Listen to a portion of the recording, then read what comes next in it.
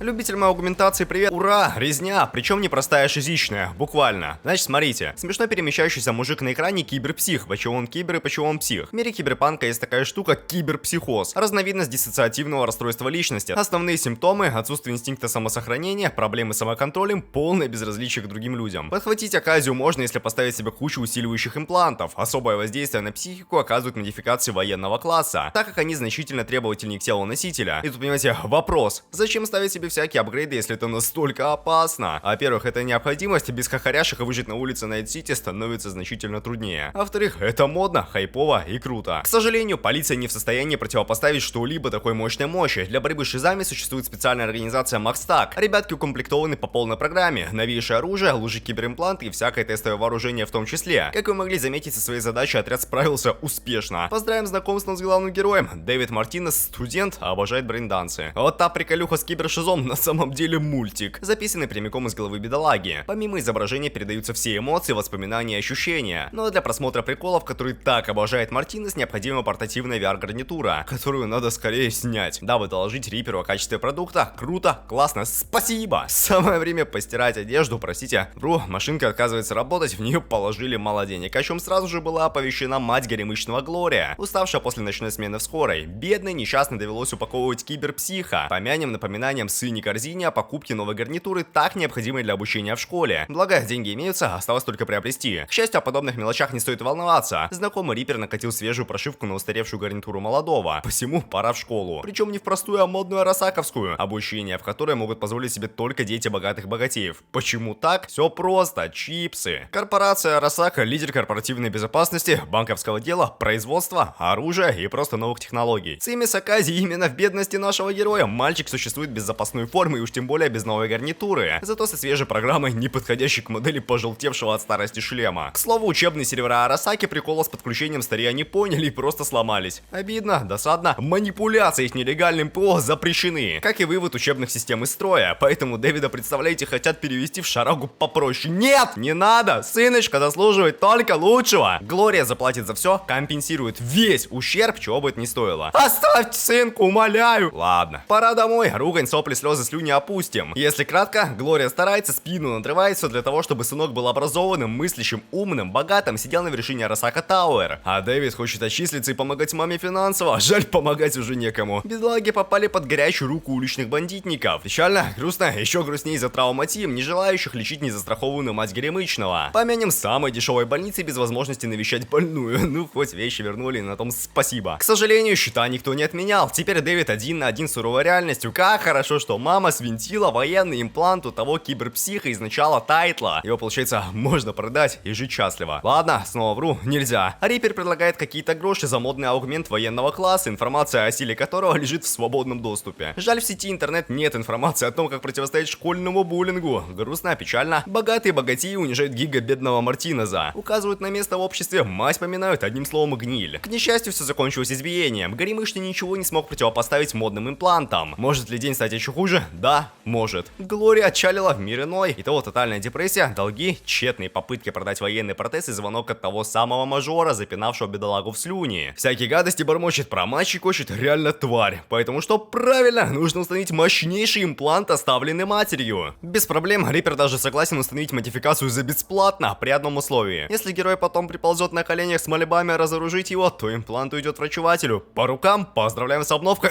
Риперы — это хирурги, специализирующиеся на установке кибернетических имплантов. Но это так, к слову, вдруг вы не поняли. И снова Дэвид пришлепал в школу. Нет, учиться молодой не собирается. Настало время для мести. Имплант реально мощный, уменьшает время реакции носителя. Одним словом, имба. Другим разбитый нос корпоратского мальчика. Теперь путь в учебное учреждение для Мартинеза закрыт. Ладно, опять и снова, простите, вру. Дэвид заинтересовал корпоратов, и правда, не каждый день не увидишь, как мальчишка использует имплант военного уровня без всяких подготовок, притом не страдая от шизы. Так что да, поздравим, Гигабомж будет отличным подопытным для тестирования какого-то нового арасаковского продукта под названием Киберскелет. Но об этом позже. Далее по плану Тильт, грустная ходьба по городу и все сопутствующее. Бедолагу, к сожалению, опять и снова потревожили. Какая-то беловолосая попыталась украсть чип со всеми личными приколами. Благо, время можно замедлить и поймать по личным гадкую женщину. Воровка не первый день живет, сразу парня скрутила, к стене прижала, просканировала, удивилась обмундированию мальчугана и предложила поработать вместе. Люси, Дэвид, приятно познакомиться. Делить будут 70 на 30. Гарри Горемыке предстоит обокрасть пассажиров метрополитена на предмет чипов с информацией. А что будет делать Беловолоска? Заставлять щепки вовремя выпадать из порта. Проще простого, реально просто. Работа выполнена. Не имплант, а чудо. Жаль, побочки дали о себе знать. Благо Люси ГГ не бросила, скорую вызвала, умница. За что такое великодушие я знаю, но вам не скажу. Лучше покажу гнилого врача, захотевшего прикарманить дорогущую аугментацию себе. Благо беловолосая рядом опять и снова спасла, к знакомому риперу отвела, таблетки для бедолаги приобрела. Спасибо! Чтобы не сойти с ума от усиливающих имплантов, носителю необходимо кушать всякие таблеточки. Это так, к слову, вдруг вы не поняли. Из важного приглашения начает беловолосый, а там пиво. Разговоры про мечты. Дэвид вот хотел забраться на верхушку Арасаки. Ладно, ничего он не хотел, это мать желала успешного сына. Мартинес жил мечтой своей покойной матери, а значит не жил, то есть ничего не хотел, мечты не имел, а вот Люси хочет на Луну. Подальше от городской суеты, чтобы тупо чилить. Понимаю. У сеньоры даже имеется модный брейнданс с поверхности спутника. Одним словом, веселье, романтика, свидание, двумя громилы киберпанки, пришлепавшие за обещанной модификацией. Оказывается, Глория продала военный имплант Сен-Дэвистон одному ОПГ, причем по предоплате. Товар до заказчика, как вы понимаете, не дошел. Благо, Дэвид мальчик непростой, ГГ способен использовать мощную мощь практически без последствий. Поэтому добро пожаловать в ряды киберпанков. Как-никак имплант сам себя не отработает. Завтра будет первое серьезное дело. Люси, кстати, больше не няшка, а прям-таки хладнокровная тварина. Маячок вставила, из квартиры выгнала, вот погонь. Это, к счастью, молодого не волнует, ему интересна правдивость слов по части путешествий на Луну. Об этом позже, в другой раз, в другой день. Спокойной ночи. Доброе утро! Вот и первая серьезная работа. Господам из УПГ предстоит забрать навигационные данные росаковского водителя. План простой, после проигрыша на ставках цель отправиться в бар, где прокинет пару рюмок, сразу после необходимо украсть ключи от автомобиля. Проще пареная репа, сказал бы я, но нет, план пошел не по плану. Пока ключик копировался, Громиле позвонил начальник, бедолагу срочно вызывают на работу в его выходной. Грустно, печально, придется покинуть любимое заведение и отправиться на долбильню. Как хорошо, что Ребекку, умеющую чисто случайно проливать сок, никто не отменял. Время выиграно, чудно. Пока Громила оправляется от психологической травмы, можно скопировать необходимые данные прямиком из лимузина. Опять и снова неудача, время вышло, сработала система безопасности. Машина закрылась изнутри. Выход один, оперативно научиться водить под натиском наемников, желающих вернуть автомобиль дотошному хозяину. Благо, Дэвид умеет нарушать все мыслимые и немыслимые законы физики, поэтому да, с преследователями покончено, но вот засады на точке сбора нет. Пачкать руки не придется, это дело для здоровяка Мэйна. Ура, победа! Поздравим жизненным уроком на автопати. Здоровяк, понимаете, советует никому не доверять в Найт-Сити. Спасибо! Ладно, дедовским бурчанием Громила не ограничился. Мартинузу нужно поскорее обзавестись еще парой-тройкой имплантов, дабы в полной мере раскрыть потенциал военной причуды. Из важного, визит работодателя. Фарадей недоволен качеством работы, из-за беспечности приколистов Ники Танака стал еще осторожней, поэтому да, простите, извините, больше такого не повторится. Главное, что жизнь идет своим чередом, новые заказы, доставки, деньги, оружие, разборки, тренировки с Люси под ночным небом и даже, представляете, визит в тот самый бар по смерти из той самой игры, там же была та самая бестия. Не жизнь, а сказка. Жаль, 15 минут хронометража, это нарезка, в ходе которой происходят сюжетно значимые приколы. Короче, Дэвид влюбился в Люси. Мэйн выполняет роль старшего брата, советника, отца, как угодно. Ребекка вечно влипает в неприятности, Пилар водит Горемыку по всяким осуждаемым заведениям, Дорио учит драться, Киви просто мощнит, хотя на самом деле она няшка, которая в свое время привела Люси в команду. Итого, за время адового пауэрпоинта Дэвид стал незаменимой частью группировки. Поздравим киберпсихом за секунду поделившим техника. Очень жалко, обидно, досадно, благо Дэвид уже не новичок и таки смог продырявить обидчика, жаль, не летально, хорошо Мэйн подстраховал. Из грустного, у Люси кровь, ужас, срочно к врачу, а после больнички можно годами домой наведаться, поговорить, чая попить, вот это все. Беловолосая, представляете, насчет Луны не врала, Дэвида на самом деле обижать не хотела, вся такая умница, красавица, не видит в молодом хладнокровного головореза, которого ожидает смерть в канаве, а Мартинес не видит в себе няшного няшку, способного умереть не в канаве, поэтому да, обещание отвезти Люси на Луну, поцелуй и прочие подробности, которые я опущу. Уже на следующий день видны коренные изменения в характере Дэвида, больше не душнит, не мошнит, молодец, даже, представляете, отказался от халявных рук покойного подельника, говорит, хочет что-то помощнее, прямо как у Мэйна. Договорились, сразу после кончины здоровяка модные хваталки отойдут Мартинезу. Из важного, обалдуй по заказу фиксера Фарадея продолжают копать под некого Танаку, с сыном которого учился наш с вами Горемычный. Из зацепок корпорат обожает снав брейнданс от некого Куросаки, благо ГГ в этом шарит. Во-первых, лучший товар только у того самого Куросаки, значит его и нужно искать. Во-вторых, для особо богатых клиентов есть функция индивидуальной настройки мультика, типа отключить лимиты боли и все тому прочее. А для подобных манипуляций нужно явиться очно, значит что? Сперва необходимо поймать именитого монтажера брейндансов. За дело. У Куросаки в 16:30, время точное, бронь в ресторане экране на одного. Сразу после можно подловить негодяя на парковке. Ладно, не можно, мужик напичкан модными имплантами, в арсенале есть даже Эми по небольшой области. Печально, план провалился. Дэвида увезли не весь куда. В последние минуты бытия киберпсиха погрузили. Ужас. Благо в голову мальчугана все еще погружен тот самый трекер, который вставила ГГшка. Помните? Ну а пока Люси с Дарио в пути, можно побеседовать с Горемыкой за жизнь, за психоз, за кино, за музыку и за военные импланты, которые, представляете, оборудованы встроенным записывающим устройством. Сан Дэвистон главного героя не исключение, посему Куросаки спит и видит, как будет монтировать последние мгновения Дэвида. Как хорошо, что этот душнейший диалог прервали девчата. Если коротко, видео тварь готов сотрудничать. Даже с Горемычным по-человечески заговорил. Видимо, зря. Дэвид считает себя избранным и ни в какие киберпсихозы с его стороны не верит. Мол, на него импланты точно никак не повлияют. Хотя окружающие говорят обратное. Понятно, чел на приколе. Наверняка умрет в конце и в его честь назовут коктейль в том самом баре посмертия. Интересно, что нужно сделать, чтобы в твою честь назвали коктейль? Отдать концы. Так, чтобы весь город о тебе говорил. Желательно на задание.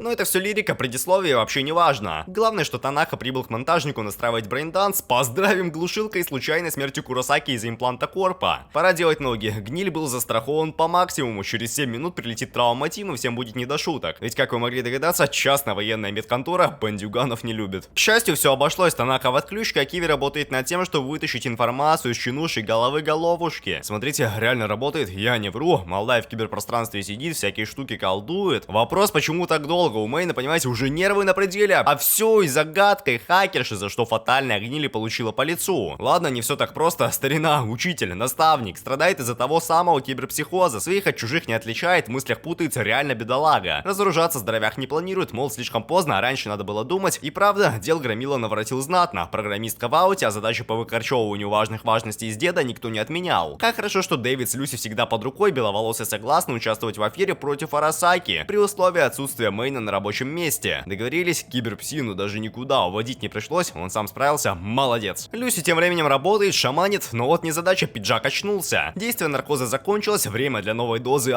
Нет, подождите. Дэвида пытается купить сладкими речами, Гниль обещает восстановить молодого в академии, помочь деньгами и вообще предлагает все самое лучшее, только отпустить, пожалуйста. ГГ, к счастью, друзей предавать не собирается, зато офисных речей еще как. Он, представляете, сгорел, причем вместе с глушилкой. Самое время коротнувшую Люси отключать, жертву спасать и оперативно бежать. Из всего вышеперечисленного получилось только первое. Мэйн, к сожалению, окончательно слетел с катушек. Устраивает натуральную резню, по-человечью не говорит, только рубит да мечет. Чел поплыл настолько, что чисто случайно поделил Дорио, которая, представляете, успела вколоть транквилизатор в особо буйного. Помогло, Громила даже смог по-человечески попрощаться с Дэвидом. Сказал не сдаваться, продолжать бежать, ну и взорвался вместе с макстаковцами. Реально грустно, реально печально. Помянем обещанными руками вместе с таймскипом. Дэвид уже совсем взрослый, большой, ответственный.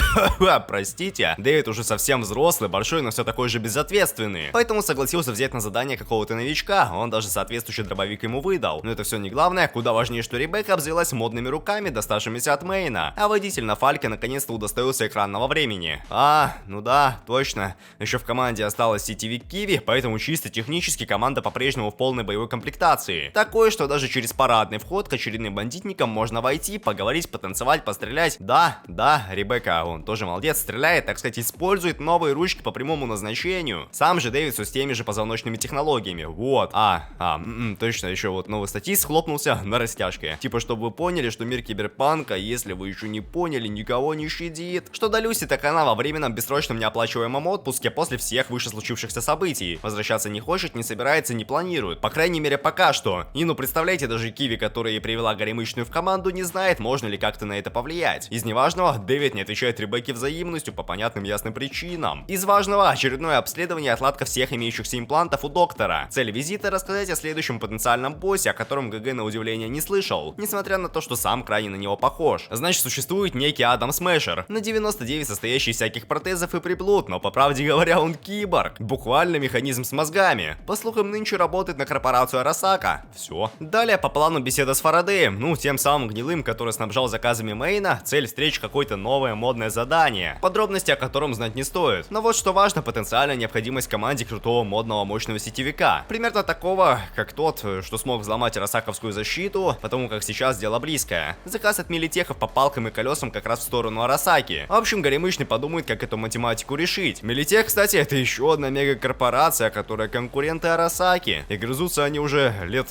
400. Возвращаясь к нашим баранам. Насчет арасаковской защиты и думать не надо, достаточно просто снова еще раз спросить Люси. Мол, не хочет ли она вернуться в команду. Ответ категоричный: нет. Пока не время, что значит самое время съездить за город, посмотреть на небо, поговорить о будущем, прошлом, обязательно заметить судороги ГГ и выслушать душный длинный монолог ГГшки. В общем, с самого детства Горемычная жила в каком-то арасаковском приюте, где выращивали всяких гениальных гениев для того, чтобы те сумели взломать остатки старого интернета. Только вот у бедных несчастных ребенков вообще ничего не получалось. И каждое новое подключение они буквально скисали один за другим по причине каких-то внутренних вредительских программ. А потом в один прекрасный день бедолагам надоело, и они решили сбежать. И сбежали, поломав всех охранников. Ну или почти всех, потому что кто-то все равно по пяткам попадал. А они все бежали, и дальше уже сама Люси ничего не помнит, кроме того, что чудом выжила, оказавшись на свалке. Дальнейших разговоров не будет, нужно опять и снова бежать. И я вам даже скажу куда. Горемычная, если не забыли, удалила какие-то важные тестовые данные по Дэвиду, которые теперь корпораты пытаются восстановить, посылая все новых и новых сетевиков, которые, как понимаете, скисают благодаря ГГшке, которая как раз поэтому не может вернуться в команду, что пытается спасти своего ненаглядного, который знать не знает о том, что творится. Вот. И снова то самое задание по устранению какого-то работяги из Арасаки. И там, что вы думали, Дэвиду поплохело. Голова заболела, непреднамеренное сопутствующее деление какой-то незамужней мадамы случилось, проще говоря, шиза у шизах приключилась. Правда, Цимис вообще не в этом. Арасака, видите ли, заметили такое гнилое внезапное вмешательство в их дела и, соответственно, начали хапать по всем активным действующим посредникам. А там и до запугивания с делением всего кортежа Фарадея недалеко, и до дальнейших бесед пострадавшего с милитехами. Последние, правда, пошли в отказную, мол, это уже не их проблемы, беды и вообще оплата задерживается. А раз так, значит, самое время заключить контракт с конкурентами. Среди условий со звездочкой имеется также поиск крысы, которая мешает починить утраченные файлы и деление всех, кто хоть что-то знает, слышал про некий киберскелет. Тем временем Люси мило беседует с Киви. Тема состояния и самочувствия Горемычного. Коротко говоря, все нормально и в целом играбельно. Но, как говорится, стало бы еще лучше, если ГГшка вернулась в команду. Только вот да, опять же, спасибо авторам, что напомнили, я вам тоже напомню. Есть дела, задачи и причины, по которым Горемычная пока не того. К слову, нужно помнить, что и не нужно никому доверять. Так учила Киви. То, что сейчас информация ненужная и бесполезная, не обращайте внимания. Все скоро поймете, в том числе то, зачем учительницу посетил Фарадей. Что до других заданий и шизы, так я это благополучно скипну. Все, что вам нужно знать, кибершиза ГГ прогрессирует, в том числе на фоне последних событий с делением какой-то там сотрудницы, у которой остался сын примерно того же возраста, что и Дэвид, когда скисла его мать. Поэтому отключение, выключение и подключение уже в палате у Дока, который вон какой большой, страшный, нагнетающий, что ничего кроме ответного удара не остается. А после можно и с головой помириться, и перед пенсионером извиниться, и лекарства в 10-9 раз мощнее ранее потребляемых получить. На том все, прощение,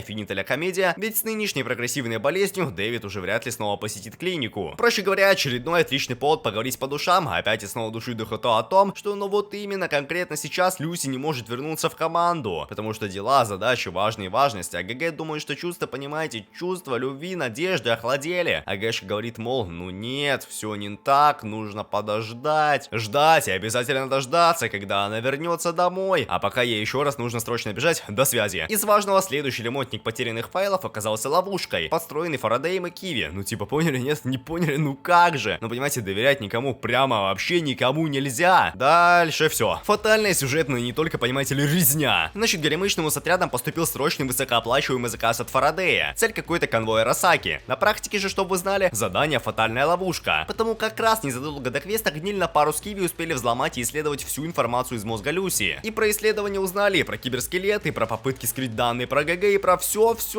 остальное вместе с детскими флешбэками и причинами возможности Горемычной попасть в секретные недоступные сети. И вот теперь, возвращаясь к остановленному конвою, ситуация следующая. Сами герои стали приманкой, из-за угла выехали всевозможные атакующие единицы милитеха, а у Дэвида еще и телефон звонит. Вызывает ненаглядное, говорит, мол, срочно, прямо сейчас, прямо вот не секундной минуты позже нужно использовать киберскелет, иначе поделят всех, в том числе и ее. А еще самое важное, Люси верит в Горемычного. Значит, пора получить обновку. Тем более, весь грузовик это как раз оснащенная всем необходимым станция по установке импланта. Но есть один нюанс, очередной звонок. На этот раз, представляете, от самой Люси, чудом сбежавшей от Фарадея. Говорит, мол, все многоглазо устроило, это он ловушку загнал, и он с ее номера звонил. Потому никаких киберов, никаких скелетов, иначе будет еще хуже. И ведь реально будет. Дэвид, понимаете ли, посмотрел на гниль, не подумал и понял. Без нового мощного модного робота не обойтись. А вот эти всякие шизы, превышение процентных возможностей, это все так, мелочи, которые фиксятся превозмоганием и парой-тройки полторашка ампул, как раз недавно полученных у Дока. Еще, кстати, все узнали, поняли, заметили, что Киви предала команду.